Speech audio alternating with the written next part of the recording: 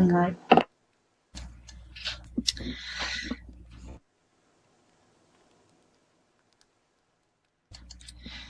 Hello, everybody. Welcome to the Metaverse Cultural Series. Today, we have a great event with featuring Roz Taylor Jordan and Patty Rangel. First up, a little bit about the Metaverse Cultural Series. This is our second year, and the Metaverse Cultural Series is a set of events that we have that Avacon sponsors, and we have featuring performances and lectures that highlight the unique aspects of the metaverse, the culture, the art, and within virtual world spaces. And this series showcases innovative artists and thinkers, performers, and academics working in this realm. And today we definitely have a couple of great ones in that case. Well, let's start off with Roz Taylor. Arguably, she's one of the first legitimate pioneers of reality television. Roz Taylor Jordan has made her name practically unforgettable to the entertainment industry as the acting, supervising, casting, producing director for over 30 years and producer for at least a dozen more. Roz has been a part of the casting process and helped to build essential foundations for some of the biggest Emmy-winning shows in reality television. Her work includes shows like Survivor, America's Got Talent, The Amazing Race, Outback Jack, Who Wants to Marry My Dad, The Dr. Phil Show, Average Joe, The Bachelor, Kids Say the Darnest Things, Who Wants to Be a Superhero, and the list goes on and on. We'll cut to a video that I think is a great introduction to this as well, overview of Roz's amazing work. When you ask me what makes a good reality show, I think that it's something that connects with the American people, first of all.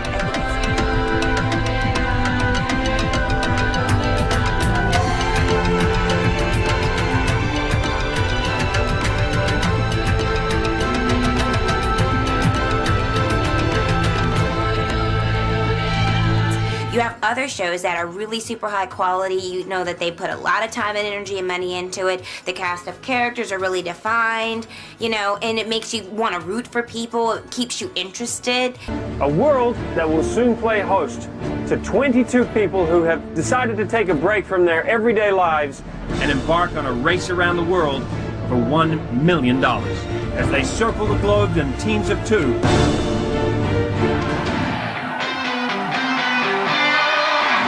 Let's look at the rope first. Roz, where are you?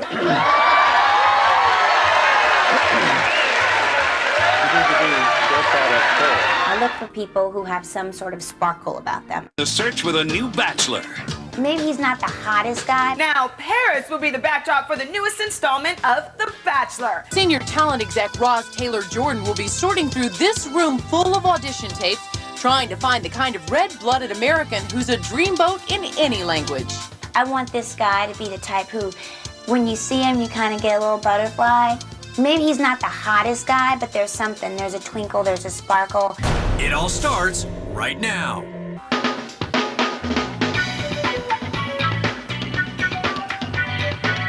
She comes from a land down under, where women glow and men thunder. 20 years of thunder.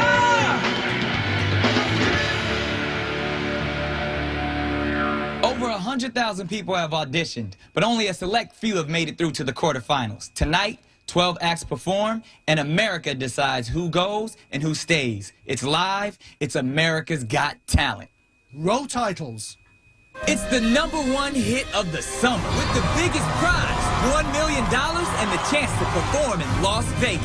I think you've got more talent this year than you've had in previous years. I agree.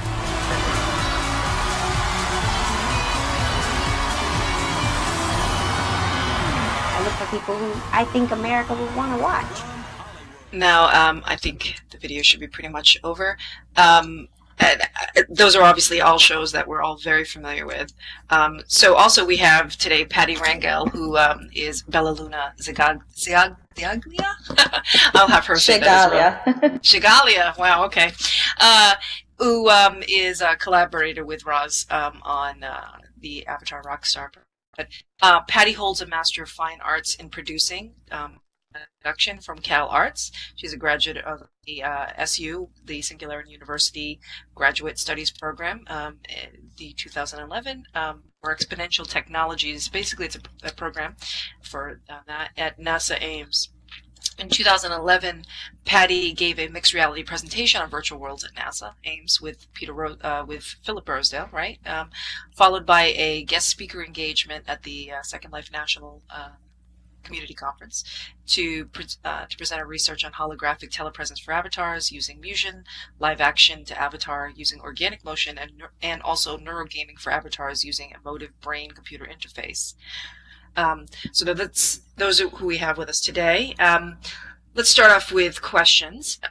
Roz, what brings you to Second Life? I don't know if you have some, we have a video as well on that, but I don't know if you want to talk about that first before. Well, thank you for having me. Excited to be here.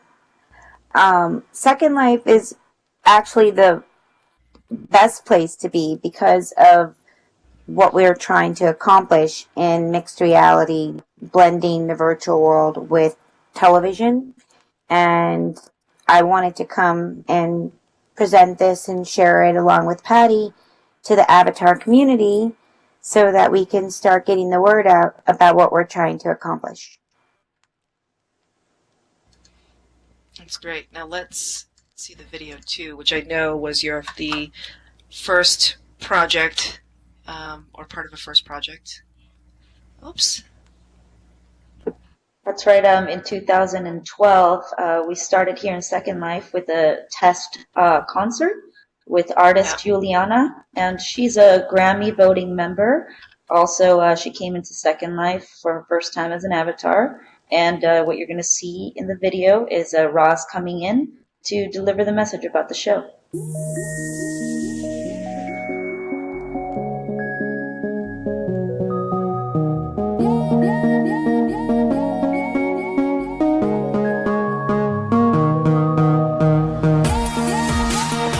But you know that was in here too.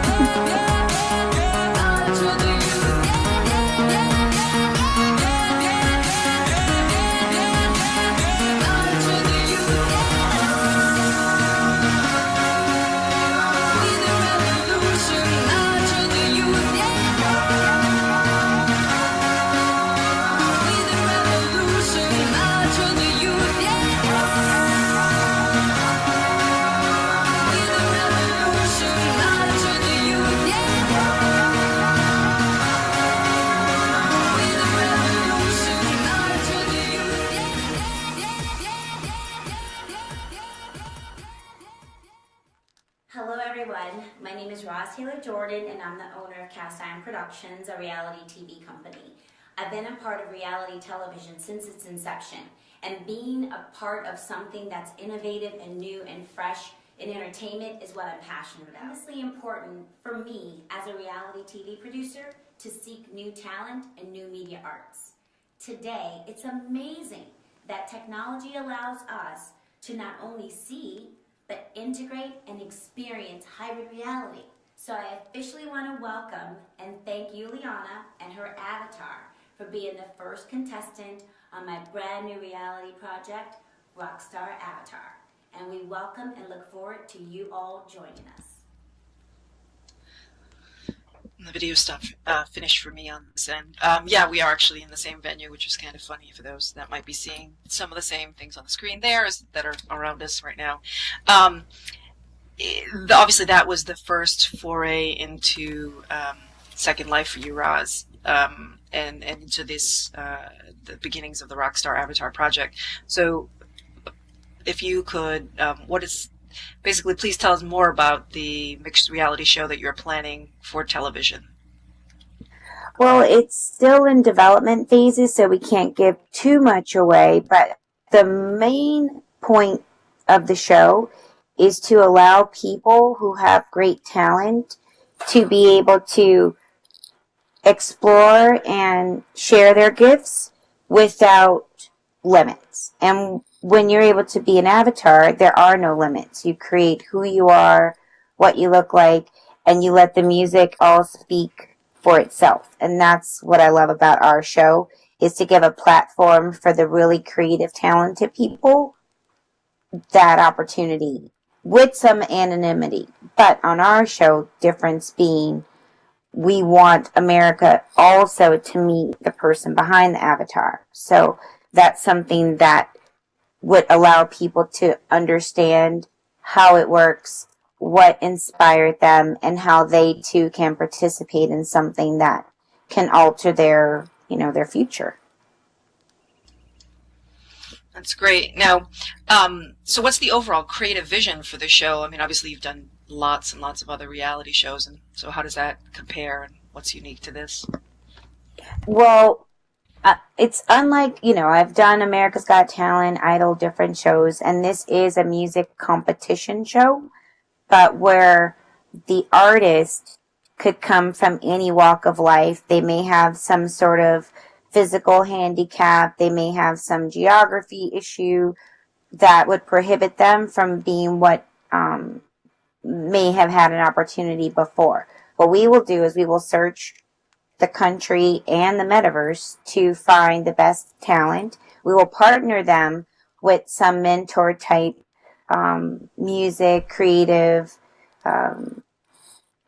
type people on their team, and then collectively we would like them to present an art piece that includes music, visuals, and dance.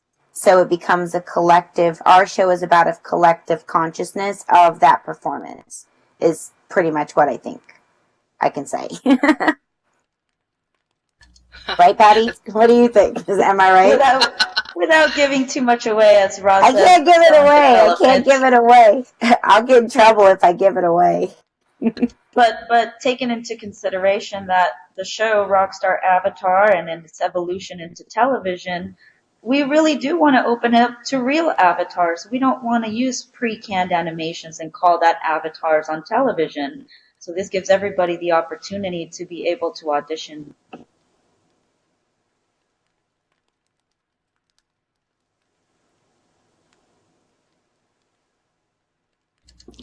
Yeah, that's great, and I like the idea of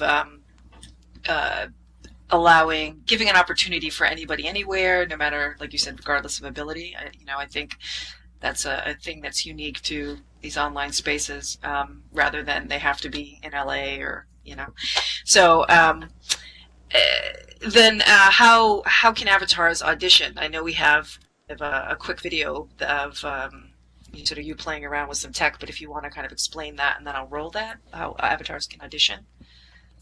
Yeah, what we would love is for the avatars to go and they could send me a link directly. I think we would like to have them submit their avatar with their song, because right now it is music, or if they're in the creative space and they love creating avatars, there's a space for people who like to do that, who like to be on the visual team. If their avatar is a great dancer, and they love dance, then I'd like to see some video footage of that. Anything I could see or hear of their avatar in motion is what I'd like to get emailed to me. And I'll run the video. I mean, this is interesting, and when that finishes up, Patty can kind of explain a little bit more what we're seeing here and what you guys are sure. This. So. And Roz, you're going to have to follow up and tell everybody what email to send info to you at. Oh yeah, I we love could do the dogs. bug. Perfect. Wow, you feel. So, hey everybody, this is what we're going to say today. This is what I'm talking about. Everybody in the house, everybody can play. What do you want to do? Why don't you come on? My name is Pugs. Pugs for short. PG. OG. High five. That's great. That was a great short clip. Now, what were you using for tech for that? What was that? That was Face Shift. And you anticipate things like that would allow somebody to be able to do a quick kind of audition along with any other if they wanted to show off their avatar skills or their, dancing, or, I mean, we'll get more into the tech when we talk on that side, but that was a great, fun little. Yeah, that was using a software called FaceShift, and from my conversation with Philip Rossdale and also my visit to the Neurogaming conference, I understand that High Fidelity, which is the next gen virtual world, Philip's involved with that, will be using FaceShift for facial tracking of the avatars. So it gives it a lot more flexibility in regards to what you can do. In the concert that we did in 2012 here at Vesuvius with Juliana and Roz, one of the things that was brought to our attention was that you could do great choreography, but at the same time, the facial features, it still needed a little more work. And finally, we have reached the point where this technology is available to anyone. I believe the license is $1,500, and the tracker is $300. So anybody can do this, and if you already have this, and you can actually use it to submit an audition to Roz. And if they don't have the face tracker or anything, which we're so excited about how far technology has come just in the 2 years that Patty and I have been collaborating on this, that the price point is astronomically low. But for people who don't even have, those assets available, they could literally have their avatar email me, Roz, R-O-Z, T as in Taylor, the number 2, Roz T2 at Yahoo. Send me their avatar and their track or their dance, and that's how we're going to take the submissions. Hopefully, in the next few months, we'll even have an opportunity for the avatars to come in Second Life and audition there. That's what we're talking about, is holding auditions in world. And I think what Roz means in regards to sending her or emailing her your avatar is just take a snapshot of your avatar, or if you're a Second Life artist, I've seen many talented people in here in avatars, and you got some video, you might want to send her the link as well. Yes. Great. Now, and of course, you brought up that that first trial was in Second Life, and obviously you're talking about outreaching to Second Life, looking for avatars here. So for you, Roz, like how easy was it for you to log into Second Life and create your avatar? Like, what was that process like for you? Since this is kind of an exploration for you in this space as well. It completely is an exploration for me, which is what I find fascinating about the process and actually sitting here talking to you. I think it's so much easier than I thought. And I'm not the most tech savvy person. My boys are way more savvy than I. And because of their inspiration is why I'm doing it. The future is right where we sit. We are the future. And I think most people enjoy gaming. And this is a new way that we can actually blend the two. Having meetings, it becomes a little bit more intimate when you can involve an avatar in that space. And we are going to make it so simple because there'll be an app, where it's just pick your hair, pick your outfit. It took me literally less than 5 minutes when I did my little test run. Today, I had a little help. That's great. So yeah, no, I think this is wonderful that that you're here and that you guys are working on this project together. So I think now we can sort of start to turn things over to the more technical side behind this, and start diving in deeper to that. So Patty, why don't you tell us about the technical side of the show? And first, I guess before we get too deep in that, do you want to run the video first, and we can talk about Sure. that? Okay. Sure. So, let's run the video. Yeah, and then we can kind of get into a discussion a bit more about the tech stuff. I'm a visual person, so a lot of what I could explain will be explained in the video. And it will talk about my first proof of First concept. proof of concept that I did, and this is using the same technology, the holographic light projection that was used for Tupac at Coachella. Holographic stage. This stage was fairly large. It's about 30 feet in diameter and about 20 feet tall. And the idea was to, instead of looking at the avatars on my computer, just to actually have them appear as life-size holograms. From there, the progression led to the second proof of concept, and that was early this year. For most people, there's a learning curve when they go into the virtual world because of the commands and having to, use the keyboard and the mouse. So the idea was to be able to use motion capture so that a person could be in their home and move around, and as they're moving around, their avatar is doing the same thing in the virtual world. So I teamed up with a company called Organic Motion in New York City, and we did a live test from New York to San Diego, and you can actually see that in the video. These are live-scale, full-size holograms that can appear on stage with other live people. From there, I was accepted into the NASA Singularity University program, and there I specialized in brain-computer interface. You may have to let this run a little bit longer until it catches up. I don't know where you are in the video. The next step of what I would like to do is create a portable holographic projection system, a free space holography system, where maybe with a 7-foot tube that weighs less than 60 pounds, we can take that anywhere and have an avatar appear as a full-bodied person and speak at any conference. I'm going to stop the video there. There's the video kind of goes on longer for those interested, and we can kind of give the link out to that certainly later. But so I mean that's a good base to about your first initial proofs of concept and where you're thinking to kind of where your direction personally is with this tech and what you're doing. So why don't you tell us a bit more about the technical side of the show and from that video how all this came about. Sure. Well, my career comes back after I graduated from CalArts. I got into immersive virtual reality. I worked for a company called Eon Reality, where they had a cave system. And that was the first time that I was able to look at a prototype of a build from the Shanghai World Expo that was built in Second Life and then published into a cave environment, which was pretty amazing. But the system, the cave, is over $1 million, so it's not something that anybody can pick up and have in their house. This is something that Fortune 500 companies were buying.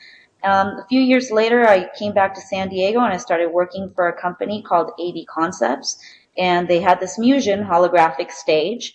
And this is what, the same type of technology that Hatsune, the avatar in Japan, she performs in concerts, the same type of technology that Madonna used, the Gorillas, and then again at Tupac. Dr. Dre was one of my clients, and so this technology led to Tupac appearing at Coachella. So all of these projects that had happened prior to me bringing Second Life into Musion showcased what people thought were avatars, but they were really pre-canned animations. They were not live. They were not coming from a virtual world like Second Life. And so the proof of concept was completed at AV Concepts in 2010. The first 2 avatars from Second Life to make history, producer Terilyn Gravoy, virtual producer Terilyn Gravoy, was on stage with a live musician, and her avatar appeared life-size. Also was Fabeline Cortez from the Crossworlds Gallery, and Dennis, who was my co-producer, he passed away. He was also part of that project and with the Crossworlds Gallery. So we made history on that day, and that video made its rounds through the tech world and eventually got to Roz, who contacted me and said, wow, I've been dreaming about doing this television show and I want to use this type of technology. And one of the things that we learned from doing that test at AV Concepts was that the avatars were obviously, if they were dancing, they were running on animation scripts. So when I contacted a real company in New York City called Organic Motion, we did a test from New York City to San Diego, where somebody was in New York moving an avatar that appeared on the holographic stage in San Diego. However, that system was $80,000. So in my conversations with Roz, she had the vision. She knew exactly what she wanted, but the price point was not there for the gaming users and average people to do this from their home.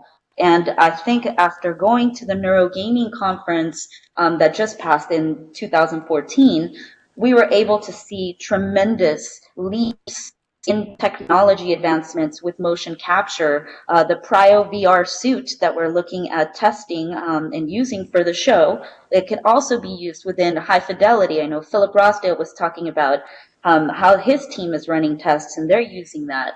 So that's like $400 on the high end, $200, anybody can have this.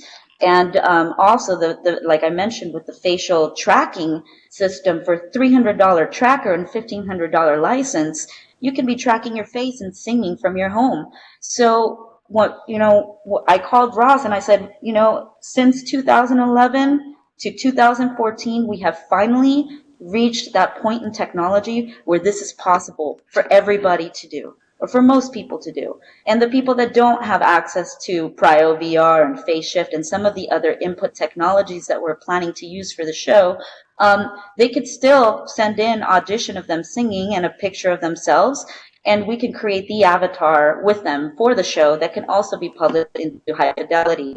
So these are just some of the very exciting research and development and technologies that we're using and creating with our glueware. But I think that the next video of me at the Neurogaming conference is going to be a lot easier to understand in regards to the technology that we're using and what anybody out there can use. And I just wanted to add in that when Patty went to the Neurogaming conference and brought back this footage for me, because I was like, Patty, find something. She miraculously was able to bring the concept to life in 3 quick steps, which you will see. And I believe that once networks take a look at what we have, because they haven't seen it put together the way we are planning to utilize the hardware, it'll make it so much more alive for people. And that's when they'll get excited about it. Exactly, because the concept of the virtual world is still very foreign to a lot of people who are not in the gaming world. And so trying to convey this to television executives has been a 2 to 3 year journey, which now is, coming to life. And I do want to thank our executive producer, Larry Barron, for being open to this vision and being able to relay what it is that we're doing to the rest of his industry, along with Roz and Corey. Yeah, and I really know and believe, having been in doing what I do since inception, that this is where it's going to go. And we want to have not only this concept, but variations of this thing to bring avatars more into the forefront to where they can be utilized in ways that haven't been before in all different types of television. That's great. So let's run that video that we were you guys are referring to at the Neurogaming conference, and we can kind of get a bit deeper into the conversation about the other stuff after that.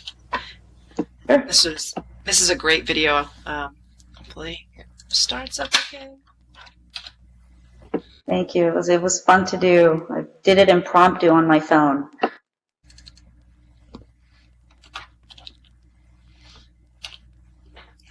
And while we wait for the video to cue, I do want to let everybody out there know that at the conference, DreamWorks was there. So you have the movie industry that's talking about this. You have Roz that has the vision for this in television.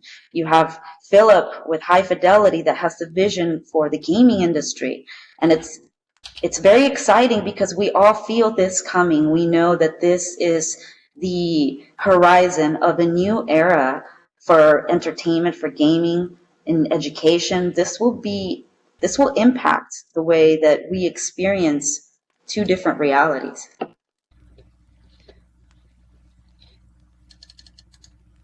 Especially with the children, they live in this world so much already on a daily basis that it's not them that we have to convince and show proof of concept too that this is actually happening and easy and fun, but to people like us. And I think the simpler we make the approach, which I've learned through Patty, it's not as complicated as it sounds. The simpler we make it, the more response and positive feedback and participation we'll get. Because the goal is as much participation as possible from virtual world and in world. And when we get people talking about it, that's, you know, that's when it'll happen. Okay. So, looks like it's not queuing at time. So we'll have to probably like take the full, which will give a little bit more of the neurogaming, I think.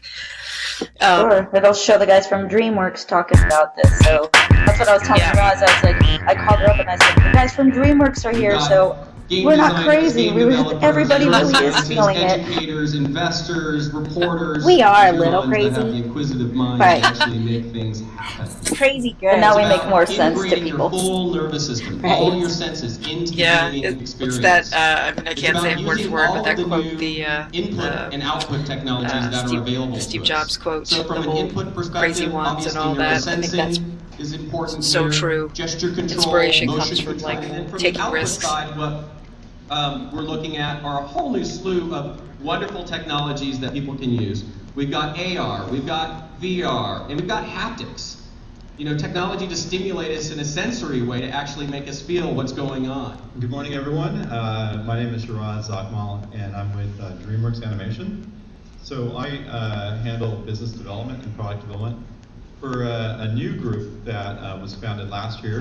And our group focuses on interactive, immersive, and mobile entertainment. Our goal is to bring these new experiences and dream up of what our next generation storytelling experiences might be that we can bring to consumers.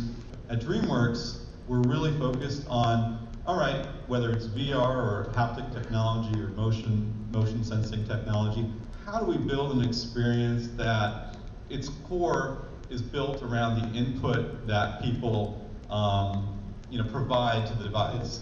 And that goes a long way in terms of making the experience memorable and making people want to continue doing it more. We're here at Neurotech, and what I'm doing is I'm wearing a brain-computer interface and a markerless motion capture suit, which, as you can see, from the days of an $80,000 system in a room, this has come a long way. So I'm going to be moving and dancing. If I was a Rockstar Avatar, I would be moving. The Avatar's doing the same thing. So yes, here we go now.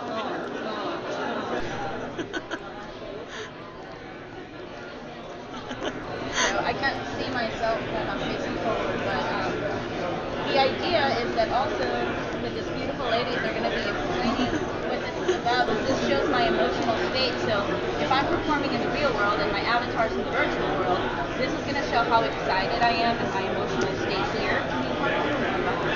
Yes, it's taking data from the headband she's wearing, and it's going to the phone into her wrist. And the different colors respond to different brainwave patterns. So she can tell on the fly how she's doing while she's recording. Exactly. And then the markerless motion capture system is called CryoVR. These are the founders. Can you come up here?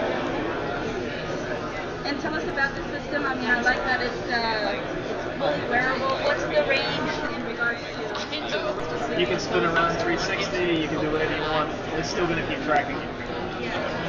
So it's just going to keep tracking you no matter what you do. And for $350, that's pretty crazy. $350. Well, this is our core suit. This is our mainstream gaming. But if you want to go the next level up, we've got sensors specially designed for your booty shaking, your twerking. All your booty shaking needs are going to be taken care of with our Pro Suit. Beautiful. Thank you so much, Jim. So the Muse is a head sensing headband. So it can tell what your brain is thinking and in real life and tell you how exactly you're feeling. And that's what I'm wearing in my head, right? Yeah. I absolutely love the design. I mean, it's not bulky. It doesn't have any sensors that need to go through hair. Mm-hmm. And how much is it? How much is this? It's currently selling at $299. Perfect. Thank you. The idea is that with something fairly cheap, that's $300 to 500, you can hack just about anything, and then bring that to face shit. And you can bring your own character into our software if you've got an FBX file with a joint in the head, joint for the eyes, and blend shapes. Or if you've got some other controllers, animation controllers, or joints everywhere, you can bring that into Unity or Maya or a number of other applications where we've got plugins. Okay. And we can export out BVH files and FBX files and stuff like that as well. Yeah, so High Fidelity is so they've built a kind of next-gen virtual world, and they're using our facial tracking system to allow their avatars to speak. Yeah. Perfect. Just like you've seen in Richie. So this is live. Hi. Yes, I am live. Oh, wow. I heard that you can set things on fire and send me kisses. Oh, look at that. I will try the kisses. Well, your face tracking is really cool. I wish I could do this with...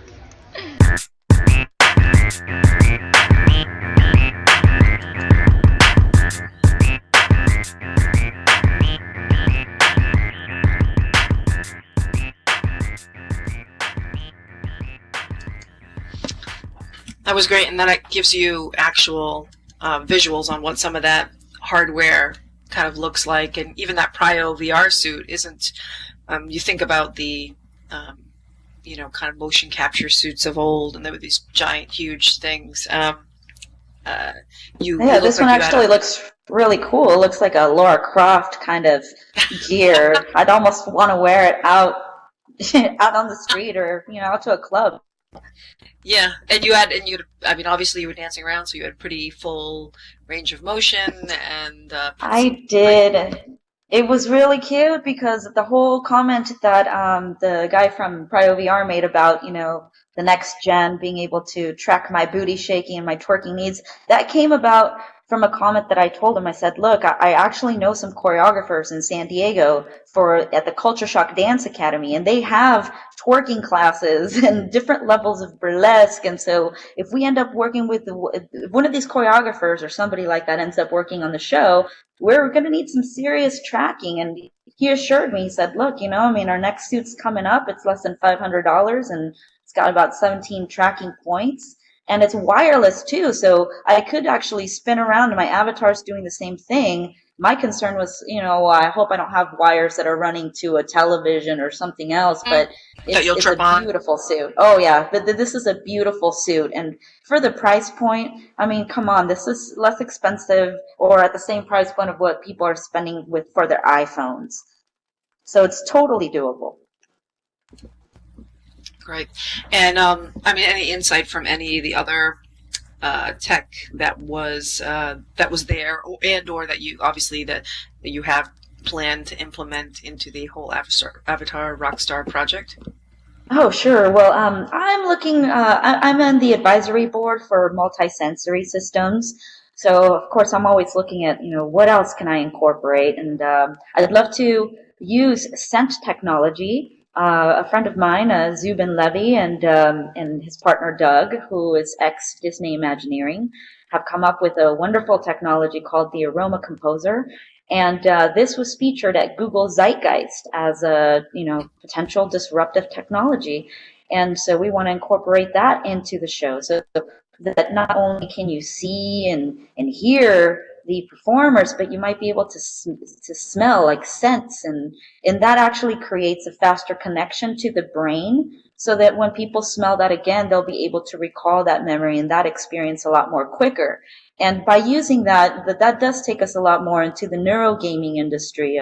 We have been talking to the founder of neurogaming, and I know that scent is fairly new to that.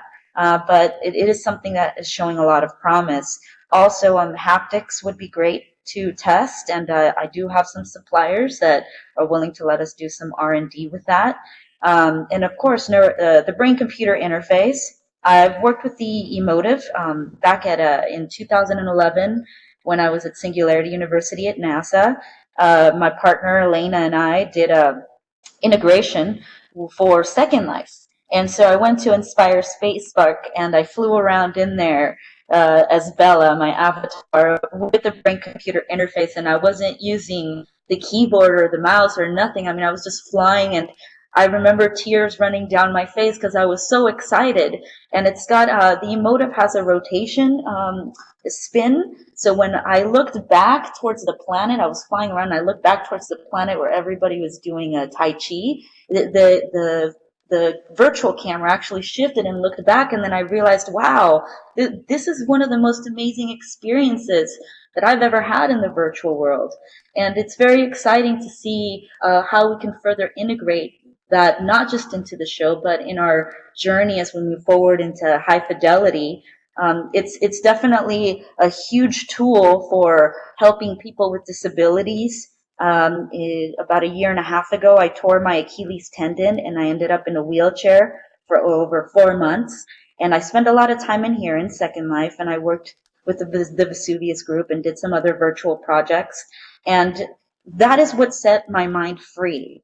And everything that we're showing you, all of this technology is exciting, but really what I'm personally interested in is how are the users going to use this? What are the applications for simulation-based learning, the applications for people with disabilities to be able to make the leap into the real world? And as Roz said, there are no limitations as to what you can do, and you can still participate. If for some reason you are in a wheelchair like I was, back a year and a half ago, we can team you up with a choreographer and have somebody move your body. And just what that does with the mind, and the fact that we can actually track the effect, how you're feeling with the mood band and maybe with the Muse or another type of brain computer interface, we're actually showing data and metrics that virtual immersion works. It works for healing. It's a wonderful creation. It's a tool for mass creation.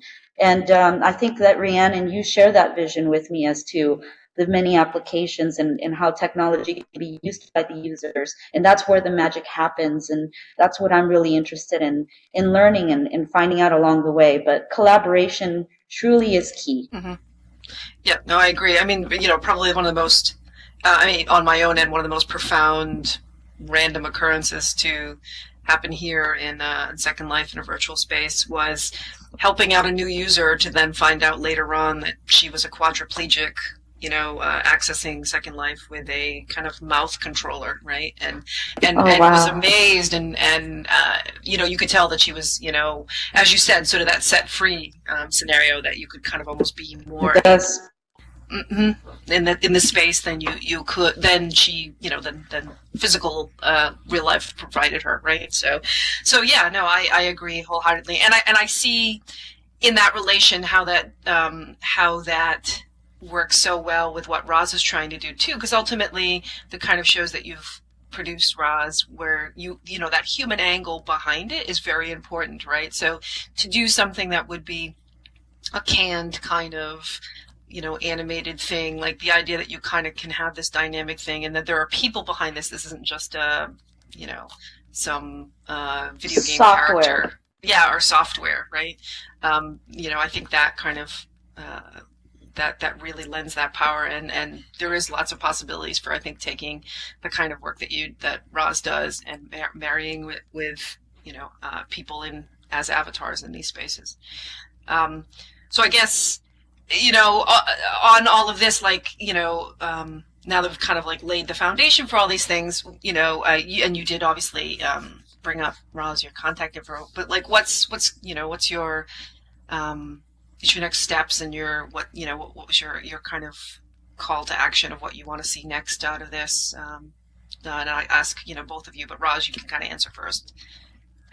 I would like to hear from the community myself. I mean, one of the hurdles of being able to do mixed reality and to bring the Hollywood team on board is, for so long up until now, it's all been a separate entity. Gaming's been completely different from television, and where they did merge was in film, where you get your Transformers and different shows like that. So I am curious to know what the community thinks of a project like this.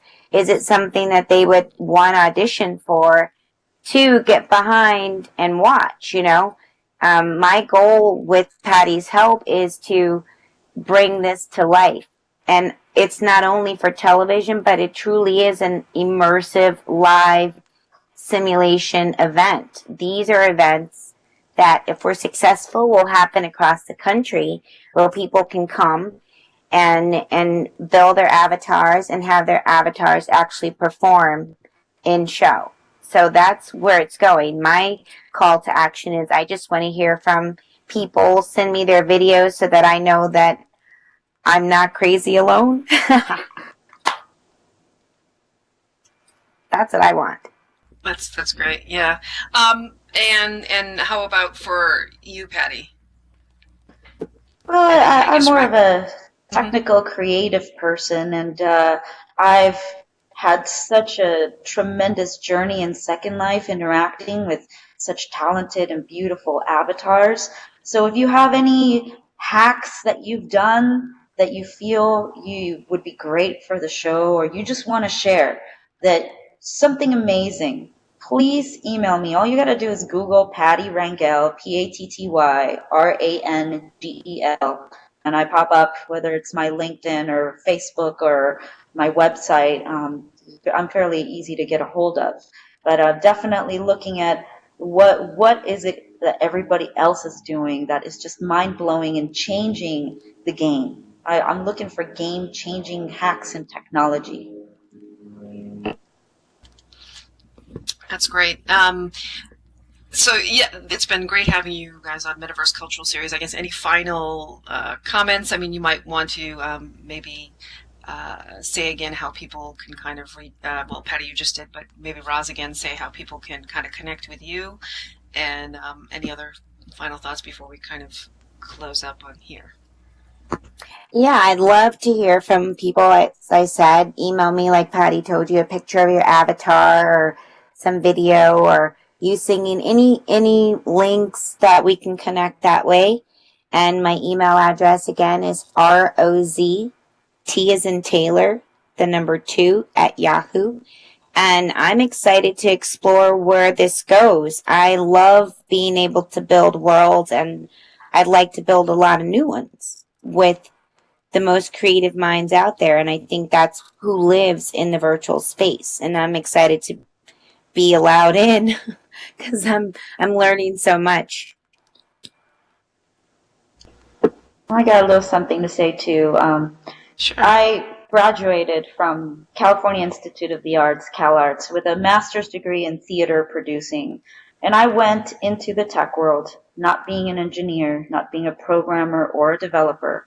And in 7 years of that journey, I have managed to meet people from all walks of life, to work with the top technologies in the world.